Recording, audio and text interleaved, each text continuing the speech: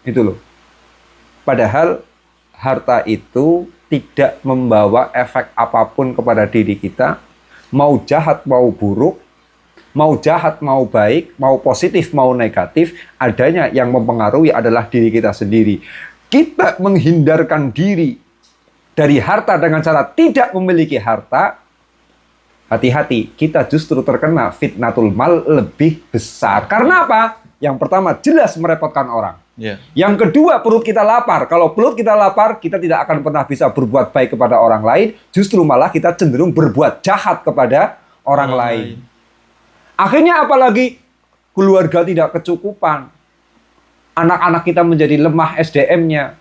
Karena kurang biaya pendidikan dan lain sebagainya. Justru fitnatul mal lebih tinggi ketika kita tidak memiliki harta. Ini. Innama amwalukum wa auladukum fitnah. Maka yang harus kita jaga ya diri kita kok. Bukan hartanya itu, bukan. Jadi jangan menuduh harta itu fitnah. Itu namanya mengfitnah sama harta loh. Itu ya, mengfitnah sama uang.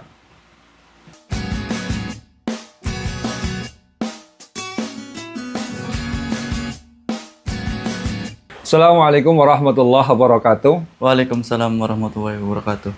Ya, selamat sore untuk para pemirsa semuanya yang mungkin sore ini ya sudah menunggu waktu berbuka puasa lah ya, detik-detik kita ngabuburit. Nah, untuk kali ini saya akan membicarakan tentang fitnatul mal atau fitnah harta. Jelas ada ayat menyampaikan innama amwalukum wa auladukum fitnah. Hartamu dan anak-anakmu itu adalah fitnah. Kalau persoalan anak itu adalah fitnah ya saya sampaikan lain kali lah. Terlalu panjang soalnya. Sekarang saya ingin fokus kepada masalah fitnahnya harta atau fitnatul mal.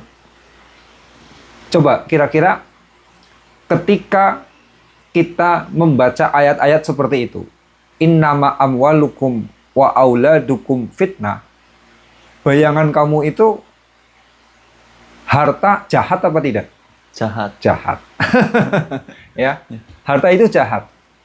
Makanya untuk malam hari ini saya akan menyampaikan tentang, bukan malam hari ini, sore hari ini. Ya, saya akan menyampaikan fitnatul mal. Kita akan menyimpulkan bahwa harta itu adalah jahat. Seolah-olah kalau kita tidak punya harta, berarti kita sudah menemukan solusi. Padahal tidak. Itu.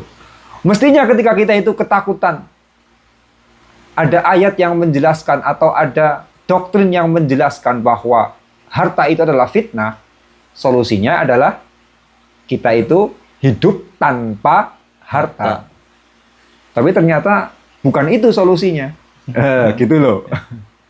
Nah sekarang kalau harta itu fitnah, apalagi ketika kita itu kemudian melihat harta, itu ada satu hadis Nabi yang menyiratkan dengan begitu eksplisit tentang bahayanya harta, tentang fitnatul mal.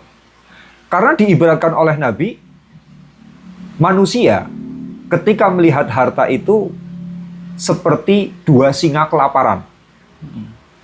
Bani ja'i'ani, seperti dua singa yang kelaparan. Ursila fi ghanamin, yang kemudian dia dilepaskan di depan kambing. Ada dua singa dilepaskan di depan kambing. Berebut kan? Iya. Ya, berebut, nafsunya gede banget.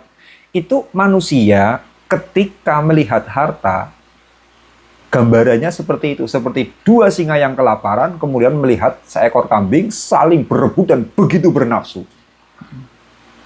Terus, bi'afsadalaha min hirsil ma'i alal mali wasyarafi lidinihi.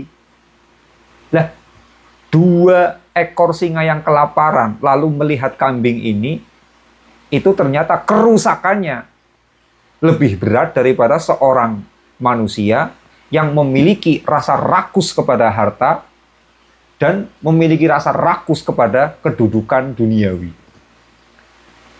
Jadi kita bisa menggambarkan bahwa harta itu fitnah, bukan? Iya.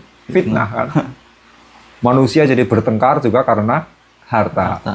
Putus silaturahim juga karena Harta. harta. Yang paling kerap memutus silaturahim itu kan hutang. Iya. Ya, hutang nggak dibayar-bayar. Tadinya saudara dekat jadi musuhan. Teman dekat jadi musuhan. Jadi pemutus silaturahim itu hutang. Hutang itu termasuk fitnatul mal. Hutang yang ngemplang loh. Ya, kalau hutangnya lancar, ya itu rezeki. Artinya itu kebaikan. Tapi kalau hutangnya ngemplang, lah ini pemutus silaturahim betul-betul menjadi yang namanya fitnatul mal. Nah, harta itu adalah fitnah. Ya. Berarti harta jelek nggak? Jelek. Jelek ya? Ya, jelek. Nah, kita akan memberikan sebuah kesimpulan, penilaian bahwa oh berarti harta itu jelek. Nah, sehingga orang itu akan mengambil sikap berarti menjauhi harta itu terbaik. Iya. Jadinya ketika kita memakan mentah-mentah ayat ini, akhirnya manusia ragu-ragu untuk kaya. Dia memilih miskin. Ujar-ujar dengan miskin dia itu selamat dari yang namanya fitnatul mal. Atau selamat dari fitnahnya harta. Ternyata enggak. Assalamualaikum warahmatullahi wabarakatuh. Izin saya cut sebentar untuk video kontennya. Saya kembali buka kelas terbaru saya, kelas Training Inner Creator. Kelas Training Inner Creator ini adalah kelas spesial bimbingan menghayal agar kecerdasan daya khayal Anda mengubah finansial dan kualitas hidup Anda. Minat ikut? Ayo daftar. Punya uang modal menghayal. Enak kan? Kelas ini dimulai tanggal 25 Maret 2025. Info selengkapnya cek di deskripsi atau di website gusbanan.com. Ini.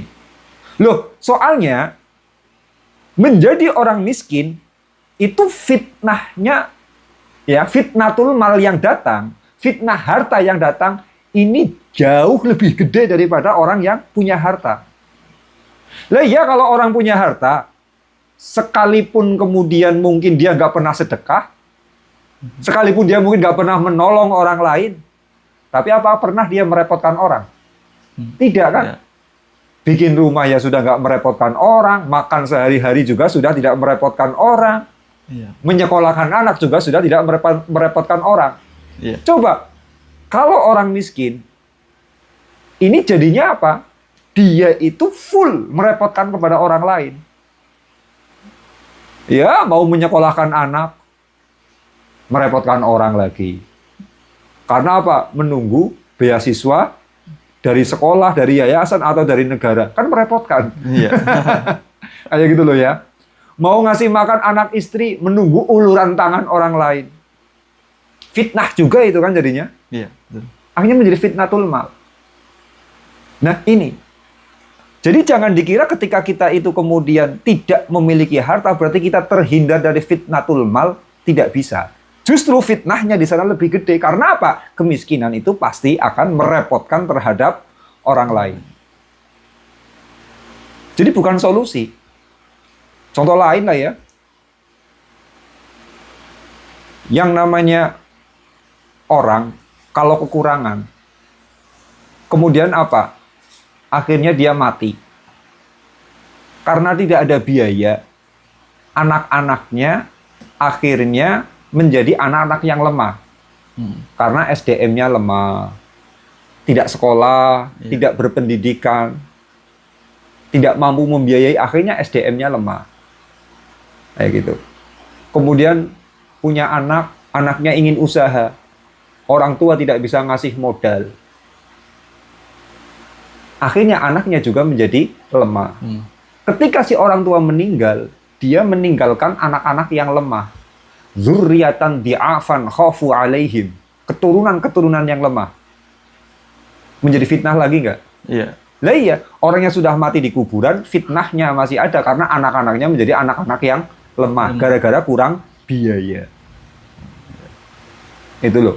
Kemudian orang miskin, ketika kita itu miskin, ujar-ujar mau menghindarkan dari fitnatul mal. Enggak, fitnahnya justru lebih gede. Kayak gitu. Belum lagi, orang miskin Dendamnya kepada uang juga tinggi. Karena sering disakiti oleh uang. Dendamnya tinggi. Akhirnya karena perutnya lapar, ketika melihat ada harta, waduh, nggak pantas sampai kehilangan harga dirinya gara-gara dia itu memperjuangkan atau berusaha untuk mendapatkan harta. Nah, iya coba itu, para pengemis yang ada di pinggir jalan. Sampai rela harga dirinya itu dijual, ditukar dengan belas kasihan orang lain hanya untuk mendapatkan harta. Itu yang namanya menjadi fitnatul mal. Maka jangan dikira orang yang miskin itu orang yang terhindar dari fitnatul mal. Salah besar.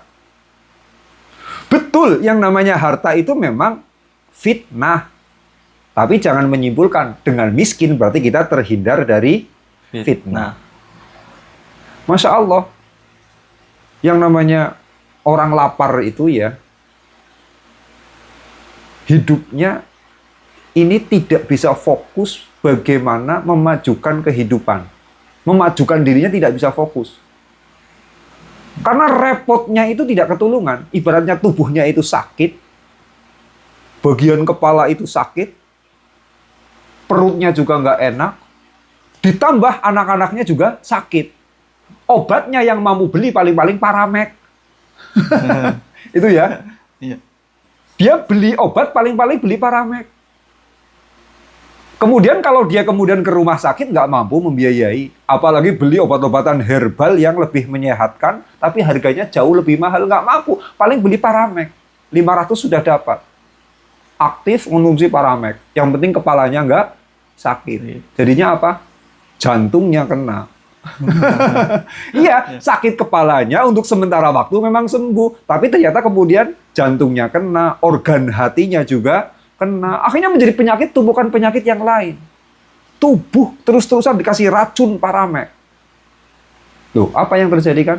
Itu yang namanya bagian daripada fitnatul mal. Karena apa? Kita tidak mampu membiayai kesehatan kita sendiri. Fitnah lagi. Maka kalau orang menyimpulkan bahwa ada ayat innama amwalukum wa auladukum fitnah, harta itu adalah fitnah, kemudian dia berpikir bahwa dia akan selamat dengan cara miskin, itu adalah bodoh yang luar biasa. Ya, kebodohan yang luar biasa. Persoalannya apa sih? Harta itu bukan jahat. Harta itu benda netral saja kok di alam semesta ini. Energinya netral-netral saja. Sama seperti hanya ini listrik. Saya punya harta berupa listrik. Ketika listrik membunuh orang, apakah dia bisa dimasukkan neraka? Nggak bisa. Karena dia itu energinya netral. Tidak ada niat si listrik ini untuk berbuat jahat sama kita. Iya. Coba matahari. Setiap hari menyinari kita. Manfaatnya gede apa enggak? Gede. Gede ya? Gede. Berarti dia selalu berbuat kebaikan apa enggak? Iya. Selalu berbuat kebaikan untuk kehidupan ini. Bukan cuma kepada manusia, kepada tumbuhan. Itu selalu berbuat baik. Tapi kira-kira ada nggak matahari masuk surga gara-gara perbuatan baiknya? Enggak ada. Enggak. Karena dia adalah energi yang netral. Benda netral-netral saja. Kemudian juga misalkan ada badai matahari. Kemudian membunuh sekian ribu orang, terkena kanker kulit gara-gara kena badai matahari. Ketika matahari mencelakai manusia begitu banyak, dia kena dosa enggak? Enggak. Dia masuk neraka enggak? Enggak. Nggak bisa masuk neraka, nggak bisa dihukumi dosa. Karena apa? Dia netral energinya. Nggak bisa matahari itu berbuat jahat ataupun berbuat baik. Sebab dia memang netral. Kayak gitu. Air juga kayak gitu. Air setiap hari membersihkan perabotan rumah kita. Setiap hari membersihkan tubuh kita. Apa ya ada pahalanya? Enggak. Iya kan? Itu loh. Kemudian ada air berbuat jahat sama kita. Ada orang kesiram air panas. Atau kemudian ada orang kena banjir bandang. Sampai kehilangan harta bendanya, kehilangan nyawa, kehilangan saudara. Apa iya kemudian airnya bisa dituntut masuk neraka? Enggak. Dia nggak kena dosa apa-apa. Harta ini pun sama. dia nggak ada energi jahatnya, nggak ada. Energi baiknya juga tidak ada. Sama seperti matahari, sama seperti bulan, sama seperti air, sama seperti listrik. Energi jahatnya nggak ada, energi baiknya juga nggak ada. Ini. Yang ada adalah apa? Atensi yang kita berikan kepada harta, yang kemudian menjadikan harta itu menjadi jahat ataupun menjadi baik. Atensi kita sendiri, kesadaran kita sendiri. Lah iya, saya punya harta berupa listrik ini. Sudah saya bayar pulsanya. Kayak gitu, sudah saya bayar pulsanya. Tapi apa iya? Ketika listrik ini saya gunakan untuk menyoroti ruang studio ini. Di mana di ruang studio ini saya melakukan rekaman, ilmu pemberdayaan diri, ilmu-ilmu spiritual, ilmu-ilmu rezeki, kemudian saya bagikan kepada para penonton. Ini kan menjadi kebaikan. Iya. Berarti apa? Saya menggunakan harta ini, menggunakan harta berupa listrik untuk mendapatkan sebuah kebaikan. Tapi listriknya sendiri apa dapat pahala? Enggak. Yang dapat pahala adalah diri saya. Itu. Maka harta itu mau menjadi jahat atau baik, energi kita yang mempengaruhi. Kayak gitu. Kita punya HP. Tiap hari digunakan untuk menonton bokep. Ya. Untuk masuk situs-situs tertentu, Maria Ozawa. Ya akhirnya menjadi energi jahat kan? Iya, betul. Kayak gitu loh. Apalagi kemudian kita punya laptop ROG misalkan. Iya. Yang kemudian daya RAM-nya, ya, kekuatan RAM-nya sudah kuat penuh sehingga kecepatannya penuh. Internetnya juga sudah menggunakan kuota yang tinggi. Dan kita punya kemampuan menjadi hacker. Kemudian digunakan untuk berbuat kejahatan, menge-hack situs orang, kemudian apa? Berbuat kejahatan, menge-hack WA, kemudian digunakan untuk kejahatan, menipu dan lain sebagainya. Ini artinya akhirnya harta yang datang sama kita menjadi energi jahat. Makanya harta itu netral, nggak baik, nggak buruk. Yang mempengaruhi harta itu jahat atau buruk itu adalah energi diri kita sendiri. Sebab ini, kalau dikatakan innama amwalukum wa auladukum fitnah, harta itu adalah fitnah, berarti fitnahnya ada di mana? Diri. Ada di dalam diri kita sendiri. Bukan berada pada hartanya, tapi diri kita sendiri. Maka kalau ada orang kok kemudian dia itu mencoba untuk tidak memiliki harta agar terhindar dari fitnatul mal, ini salah. Yang harus dihindarkan dari fitnatul mal itu adalah kesadaran kita sendiri. Bagaimana kita itu mengalihkan, bagaimana kemudian kita itu menggunakan harta agar harta tersebut tidak menjadi fitnah, tetapi kemudian harta itu menjadi berkah. Gitu loh. Iya. Jadi kadang kan orang miskin itu pede banget. Ah, harta itu fitnah, harta itu perusak, harta itu menjadikan orang rakus. Makanya orang miskin kalau lihat orang kaya itu langsung nyebut dia itu orang rakus, kayak gitu loh. Kayak gitu. Kadang-kadang juga ada yang ngomong, itu orang kaya kayak gitu. Apa dia sempat sholat ya? Kayak gitu loh.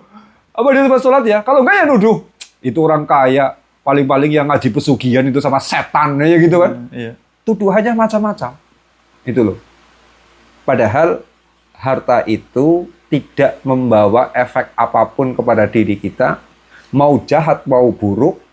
Mau jahat, mau baik. Mau positif, mau negatif. Adanya yang mempengaruhi adalah diri kita sendiri. Kita menghindarkan diri dari harta dengan cara tidak memiliki harta. Hati-hati, kita justru terkena fitnatul mal lebih besar. Karena apa? Yang pertama, jelas merepotkan orang. Yeah. Yang kedua, perut kita lapar. Kalau perut kita lapar, kita tidak akan pernah bisa berbuat baik kepada orang lain. Justru malah kita cenderung berbuat jahat kepada orang lain. Akhirnya apalagi keluarga tidak kecukupan. Anak-anak kita menjadi lemah SDM-nya. Karena kurang biaya pendidikan dan lain sebagainya. Justru fitnatul mal lebih tinggi ketika kita tidak memiliki harta. Ini innama amwalukum wa auladukum fitnah. Maka yang harus kita jaga ya diri kita kok. Bukan hartanya itu, bukan. Jadi jangan menuduh harta itu fitnah, itu namanya mengfitnah sama harta loh. Itu ya, mengfitnah sama uang. Ini. Maka dikatakan di kitab ini ya, saya di bulan puasa itu ngaji kitab La Budda lil alim min malin wajahin. Ini kitabnya. Ya. La Budda lil alim min malin wajahin. Seorang yang alim itu wajib kaya dan wajib punya kedudukan. Keren itu. Ya. Wajib kaya dan wajib punya kedudukan. Nah, di sini dijelaskan. Al-malu i'lam annal mala la yudammu li dzatihi bal yaqa'u adammu li ma'nan minal adami. Ketahui bahwa yang namanya harta itu tidak tercela dengan zatnya. Jadi zatnya harta itu netral, itu energi netral. Bal yaqau adamu limaknan minal adamiyyi. Tetapi tercelanya harta itu dikarenakan apa? Value yang diberikan oleh manusia. Value yang diberikan oleh manusia. Bagaimana kita itu kemudian menggunakan harta, bagaimana kita melihat harta, bagaimana kita menilai harta, bagaimana pengetahuan spiritual kita tentang harta, ini yang mempengaruhi. Maka kalau kemudian harta jatuh kepada orang-orang yang value-nya jahat, harta menjadi jahat. Kepada orang yang value-nya saleh, harta itu kemudian menjadi saleh. Ini yang namanya harta seperti itu. Itu. Maka kondisi seperti ini, jangan kita pernah menyimpulkan bahwa harta itu jahat. Yang jahat adalah diri kita sendiri. Jangan pernah menyimpulkan bahwa harta itu baik. Yang baik adalah diri kita sendiri. Adanya fakta seperti itu. Nah sekarang kenapa sih kemudian manusia itu memiliki energi memberikan atau memperoleh? Kenapa manusia itu kemudian mendapatkan harta tapi dengan energi yang jelek? Harta, mendapatkan harta tapi dengan energi yang jelek, yang membawa fitnah begitu gede dalam kehidupannya.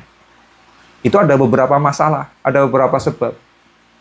Di antaranya yang disebutkan di kitab ini ya. Pertama, imma syiddatu hirsihi. Dia itu betul-betul rakus kepada harta. Jadi dia itu ada rasa geragas kalau orang Jawa bilang. Geragas itu ya orang kelaparan yang butuh sekali kepada makan. Ini namanya geragas. Ya rakus ya. Kayak gitu loh. Imma syiddatu hirsihi. Karena orang rakus itu justru kehilangan segala-galanya. Itu. Saya pernah menuliskan dongeng dongeng kehilangan harta atau dongeng kehilangan harta karena rakus. Jadi ceritanya seperti ini ya. Kisahnya itu di dongeng itu ada anak. Kemudian secara ajaib dia ditemui oleh dewa. Itu loh. Dewanya ngomong begini sama si anak. Nah, coba yang kamu inginkan sekarang apa? Kamu ingin gunung itu menjadi emas atau jurang itu menjadi emas? Si anak bilang, gunungnya saja dewa yang jadi emas. Buat saya semuanya. Betul akhirnya. Duing, duing, duing. Bim, salah bim. Duing. Ya, kemudian menjadi emas. Itu. Lah, setelah itu si dewa masih menawarkan. Apa lagi yang kamu inginkan? Supaya menjadi harta. Menjadi hartamu. Wow, kan langsung. Rasa rakusnya itu muncul gede. Iya. Kayak gitu. Ya sudah, jurangnya sekalian itu. Betul akhirnya. Ya sudah, saya turuti ya. Duing, duing, duing, duing, duing. Kemudian menjadi, jurangnya menjadi jurang emas. Wah, kaya raya kan si anak. Lalu terus, sekarang permintaanmu yang terakhir apa? Karena ini cuma 3 permintaan yang akan saya wujudkan. Lah, si anak berpikir, makin rakus dia itu pikirannya. Wah, tanggung ini. Kalau gunungnya saja, kalau jurangnya saja saya masih bodoh. Kalau begitu saya minta saja tangan dewa. Kalau tangan dewanya sudah menjadi milik saya semua gunung di dunia ini bisa saya sulap menjadi emas. Semua jurang di alam semesta ini bisa saya sulap menjadi emas. Bahkan semua lautan mungkin bisa disulap menjadi emas. Sudah. Akhirnya permintaan terakhir si anak itu adalah apa? Jari tangan dewa saja. Sudah, jarinya saja buat saya. Nah, ketika dia itu kemudian meminta jari tangan si dewa, kayak gitu ya, dewanya langsung sadar. Nah, ini orang rakus ini. Lah, seketika kemudian apa? Si dewa murka. Karena si dewa murka, gunungnya yang tadinya menjadi gunung emas, kemudian wujud menjadi gunung biasa lagi. Jurang yang tadinya sudah emas, akhirnya menjadi jurang biasa lagi. Dewanya sendiri menghilang, tidak memberikan apa yang menjadi permintaannya.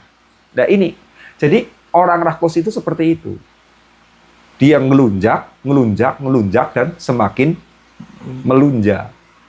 Itu loh. Nah iya kan, sudah dikasih gunung emas, nggak syukur. Dikasih jurang emas, nggak syukur. Malah minta tangannya dewa. Kayak gitu.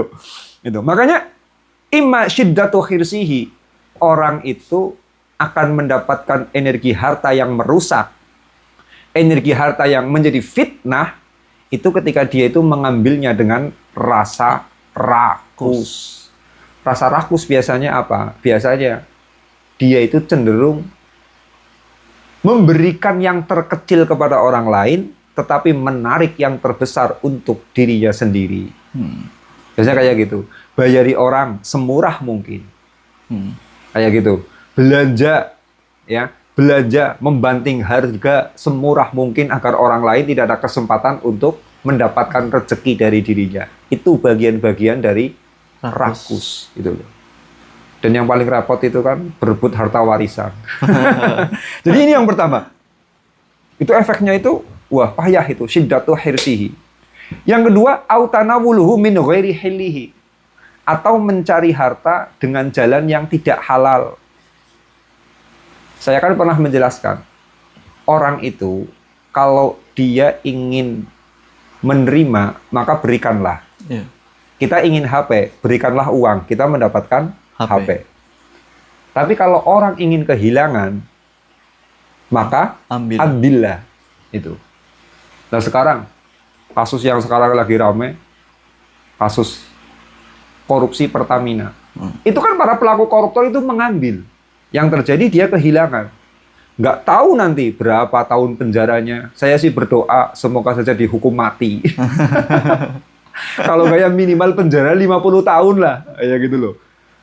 Minimal penjara seumur hidup atau 50 tahun. Ya gitu. Syukur dihukum mati. Dia kehilangan kesempatan, dia kehilangan kebebasannya karena harus menghadapi penjara. Kayak gitu. Kemudian nanti tidak tahu berapa miliar, berapa triliun denda negara yang harus dia kembalikan. Uang negara yang harus dia kembalikan. Kerugian negara yang harus dia kembalikan berapa. Nah ini, orang kalau ngambil justru dia akan kehilangan. Nah, maka ini, orang yang mengambil harta dengan cara tidak halal, potensinya justru dia akan kehilangan. Bukannya makin kaya, makin kehilangan justru. Kayak gitu. Lah ia maling. Dia ngambil harta di rumah orang. Kayak gitu. Pertama, kalau dia itu ketahuan, pasti dia kehilangan kesehatan. Yeah. Karena pasti dipukuli orang kan. Gebuki orang. Sudah kehilangan kesehatannya. Umpama langsung diamankan oleh polisi. Ya dia harus menghadapi sidang, menghadapi penjara, harus mengembalikan harta yang dia ambil. Yeah. Kemudian apa? Membayar sebuah kerugian-kerugian yang dialami oleh semua pihak. Ujar-ujar maling itu ingin tambah kaya dengan cara mengambil harta orang lain. Tapi ternyata dia malah kehilangan. Maka watanawuluhu min ghairi hillihi. Orang kalau sudah mengambil harta dengan cara yang tidak halal, yang terjadi dia malah kehilangan segala-galanya. Rumusnya nggak mungkin dia makin kaya. Yang terjadi dia itu malah semakin miskin. Itu. Koruptor itu sama kan? Yeah. Kalau di Cina malah hukumannya itu dimiskinkan. Saya senang kalau lihat itu, hukuman koruptor itu di Cina. Jadi di Cina itu, kalau ada pejabat mau diangkat oleh negara, sebelum dia itu dilantik, itu diajak dulu berkunjung ke tahanan para koruptor. Biar mereka tahu bagaimana nasib para koruptor itu, mereka ketakutan. Itu loh. Para koruptor, oh ternyata di sini menderita seperti ini ya. Dan padahal kalau korupsi dengan angka-angka tertentu di Cina itu, di Tiongkok itu sudah tegas hukum mati. Itu loh, hukum mati. Nah, ini efektif. Kayak gitu, efektif. Karena memang orang ketika mengambil hak orang lain, yang ada adalah dia justru kehilangan segala-galanya. Malah dia bisa kehilangan nyawa gara-gara dia itu mengambil harta dengan cara yang tidak halal. Itu. Kemudian auhib suhu an hakihi, atau kemudian kita menahan aliran harta an hakihi, menahan aliran harta tidak sesuai dengan hak-haknya. Orang kalau ingin kaya itu harusnya menghamburkan harta, apa seharusnya menyimpan harta? Menyimpan harta. Kayak gitu ya? Iya. Itu. Ini yang namanya permainan ilusinya harta. Kita mengira bahwa dengan kita itu mengumpulkan harta, kita akan menjadi kaya. Iya. Padahal tidak. Kalau kita ingin kaya, justru harus dengan cara mengalirkan harta atau malah menghamburkan harta. Nah iya kan, kita supaya kaya, supaya rezekinya deras, disuruh dermawan apa disuruh bakhil? Dermawan. Dermawan. Dermawan itu mengalirkan harta apa menyimpan harta? Mengalirkan. Yang terjadi itu adalah kalau kita ingin kaya, justru kita harus mengalirkan. Iya. Makanya percaya nggak coba? Allah itu Ar-Razzaq. Ya, Allah itu Ar-Razzaq. Berarti Allah itu punya rezeki. Kemudian Allah itu di samping Ar-Razzaq, Allah juga Al-Ghani, Maha Kaya Raya. Sekarang pertanyaannya, bagaimana cara Allah mengelola harta Allah, mengelola rezeki yang ada pada sisi Allah, menjadikan Allah itu Maha Kaya Raya? Ternyata manajemennya itu sederhana. Dengan cara apa? Allah itu justru menginfakkan, membelanjakan, mengalirkan seluruh rezeki yang ada pada sisi Allah untuk dialirkan kepada semua makhluk-makhluk Allah. Cacing ya terima rezeki dari Allah. Semut terima rezeki dari Allah. Manusia terima rezeki dari Allah. Semua harta, semua rezeki yang ada pada sisi Allah itu dialirkan semuanya kepada makhluk. Yang terjadi justru Allah menjadi kaya. Ini ya. Yang terjadi justru Allah makin kaya raya. Kan aneh. Lah berarti sekarang coba pertanyaannya, di sisi Allah itu ada sisa saldo apa enggak? Enggak ada ya. Mungkin saldonya itu $0. Ya. Saldonya $0. Karena semuanya yang ada di sisi Allah itu dialirkan.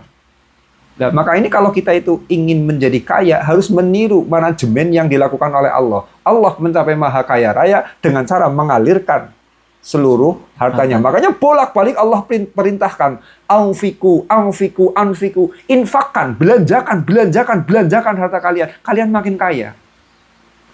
Dan prakteknya, ketika ada sebuah sistem keuangan, di mana sistem keuangan tersebut pembelanjaan hartanya kecil, maka uangnya juga jadi kecil.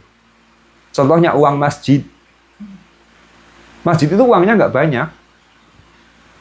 Padahal ya tiap Jumat menerima infak. Iya. Ayo. Tapi hartanya nggak bisa seperti harta perusahaan. Kenapa? Karena masjid itu jarang mengalirkan harta. Jarang sekali mengalirkan harta. Lah iya apalagi masjid di kampung.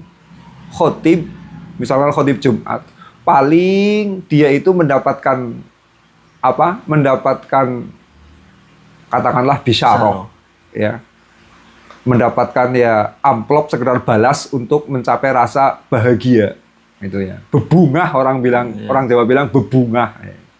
Dia mendapatkan amplop paling kalau di kampung-kampung itu ketika Lebaran, dapat sarung atau apalah bingkisan apa, kadang juga nggak dapat apa-apa. Kayak gitu, ya. Kadang juga nggak dapat apa-apa. Masjid itu jarang sekali yang namanya mengalirkan harta. Imam sholat juga sama kayak gitu. Muadzin juga sama, nggak pernah digaji dan lain sebagainya. Nah, karena memang masjid ini adalah badan sosial, sosial keagamaan ya, maka jarang kemudian menggaji kepada para pekerja, para khotib, para imam, para muadzin, itu jarang digaji. Yang terjadi uang masjid menjadi kecil. Itu. Tapi sekarang kebalikannya. Sebuah toko yang namanya membelanjakan harta itu nggak ada hentinya. Sebentar-sebentar harus beli kulakan, bayar kulakan, ya kan? Iya. Kemudian apa, harus memainkan modal. Sebentar-sebentar harus bayar karyawan. Sebentar-sebentar itu kemudian harus bayar tagihan, pembayaran macam-macam. Uang yang ada di dalam toko itu berputar terus. Yang terjadi, banyak orang mencapai kekayaan dengan toko. Kayak gitu. Makanya, wilayah uang yang paling kaya di alam semesta ini adalah uang di dunia wirausaha.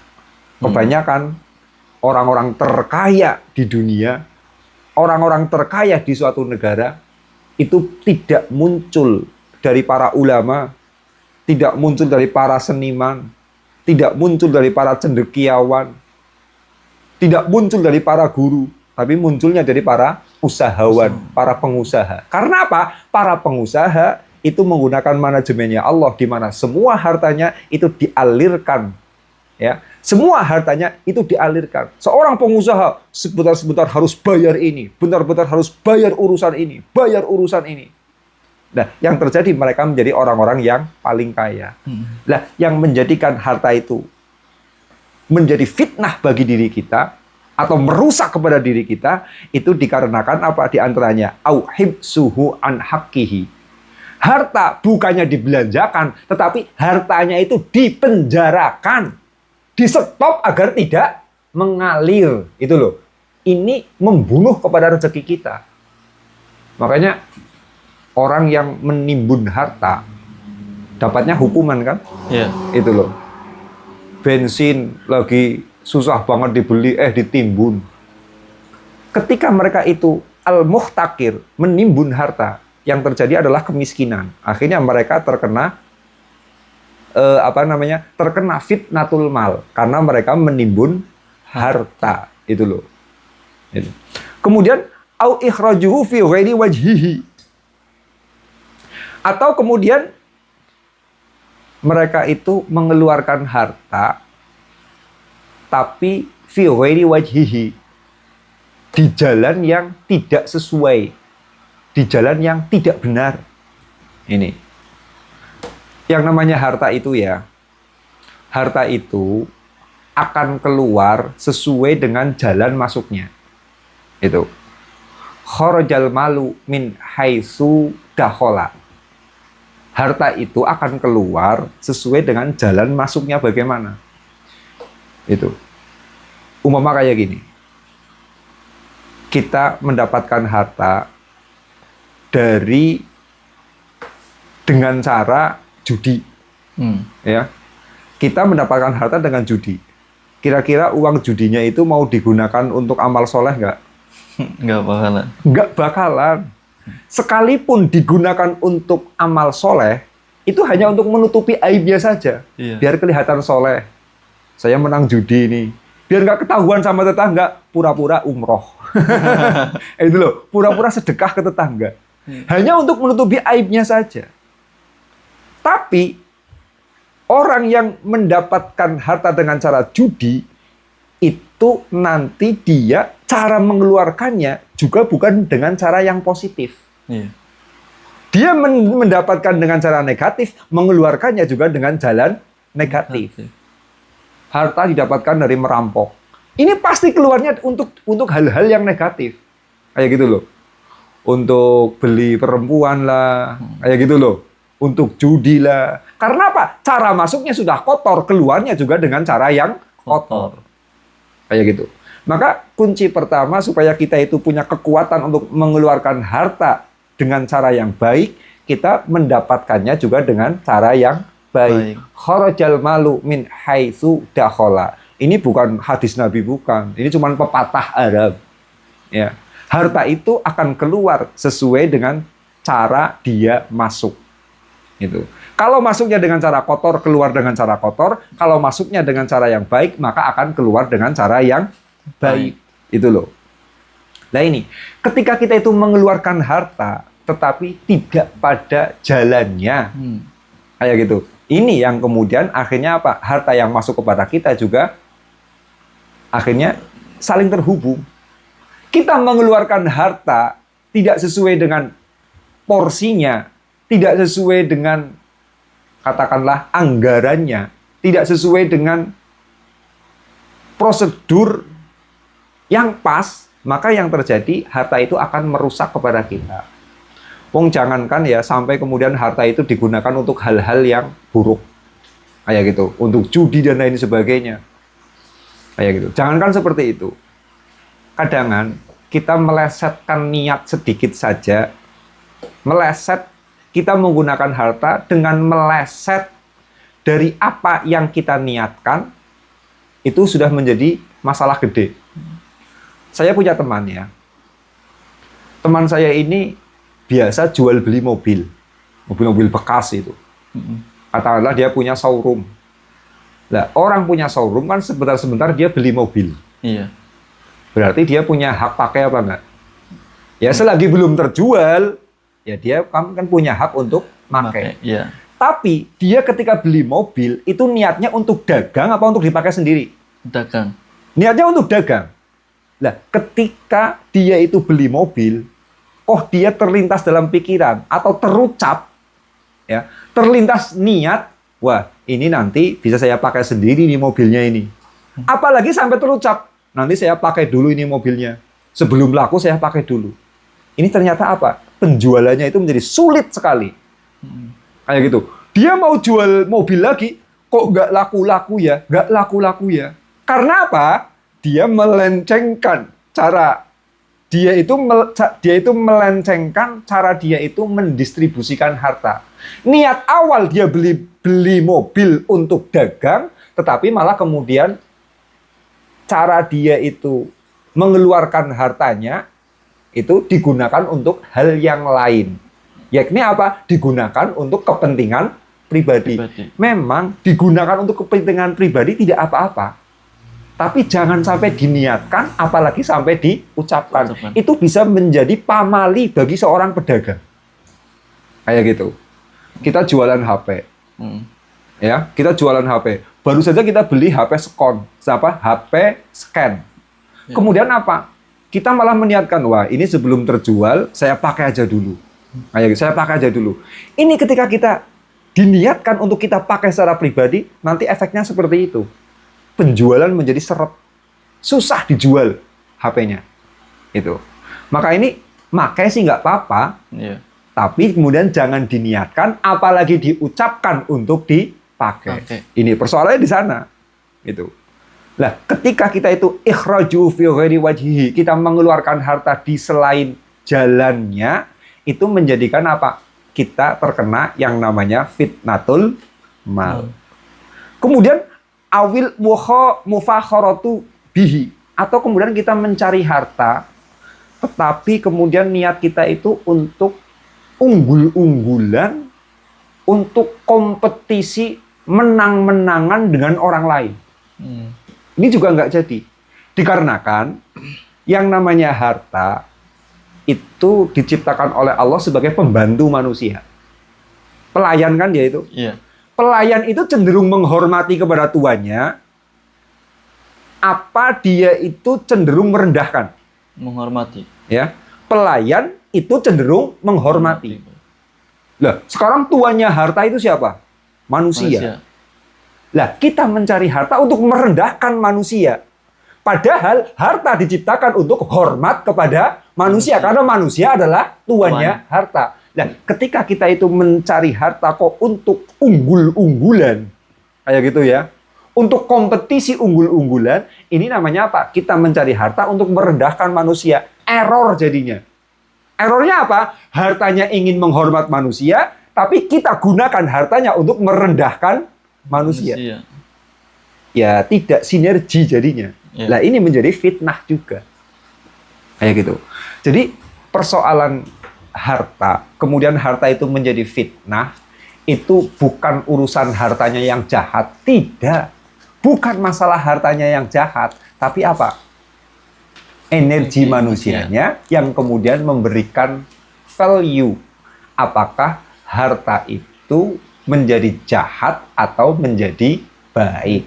Dan ketika kita itu kemudian menyimpulkan, kita itu memahami bahwa harta itu adalah fitnah, bukan berarti kemudian kita miskin, kita terhindar dari fitnatul mal. Justru kalau kita memilih miskin, malah fitnatul mal, fitnah harta itu jauh lebih gede daripada menjadi orang kaya. Itu ya.